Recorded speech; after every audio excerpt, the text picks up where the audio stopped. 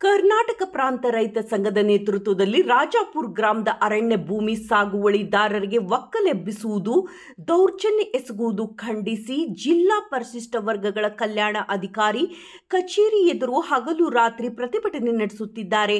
ಅರಣ್ಯ ಭೂಮಿ ಹಕ್ಕಿನ ಕುರಿತಾಗಿ ರೈತರನ್ನ ಒಕ್ಕಲೆಬ್ಬಿಸಬಾರದು ಎಂದು ಸುಪ್ರೀಂ ಕೋರ್ಟ್ ಆದೇಶವಿದ್ದರೂ ವಿನಾಕಾರಣ ಅರಣ್ಯ ಅಧಿಕಾರಿಗಳು ಕಿರುಕುಳ ನೀಡುತ್ತಿದ್ದು, ಅಂತಹ ಅಧಿಕಾರಿಗಳ ವಿರುದ್ಧ ಕಾನೂನು ಕ್ರಮ ಕೈಗೊಳ್ಳಬೇಕು ಎಂದು ಬೇಡಿಕೆ ಈಡೇರಿಕೆ ಆಗುವವರೆಗೂ ಸ್ಥಳ ಬಿಟ್ಟು ಕದಲುವುದಿಲ್ಲ ಎಂದು ಕರ್ನಾಟಕ ಪ್ರಾಂತ ರೈತ ಸಂಘದ ಜಿಲ್ಲಾ ಅಧ್ಯಕ್ಷರಾದ ವಿ.ಎಸ್. ಶಿವಶಂಕರ್ ಆಗ್ರಹಿಸಿದ್ದಾರೆ.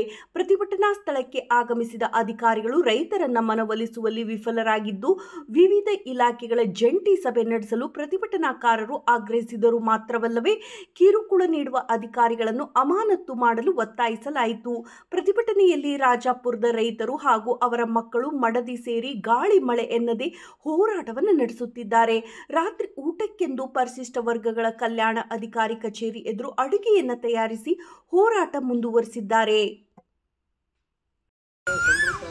ರಾಜಾಪುರ ಗ್ರಾಮದ ರೈತರು ಏನು ತಲತಲಾಂತರಗಳಿಂದ ಸಾಗುವಳಿ ಮಾಡ್ತಾ ಬಂದಿರತಕ್ಕಂಥ ಅರಣ್ಯ ಭೂಮಿಯನ್ನು ಇವತ್ತು ಅರಣ್ಯ ಇಲಾಖೆ ಅಧಿಕಾರಿಗಳು ಒಕ್ಕಲೆಬ್ಬಿಸತಕ್ಕಂಥ ವಿಚಾರವನ್ನು ರೈತ ಸಂಘ ತೀವ್ರವಾಗಿ ಖಂಡಿಸ್ತದೆ.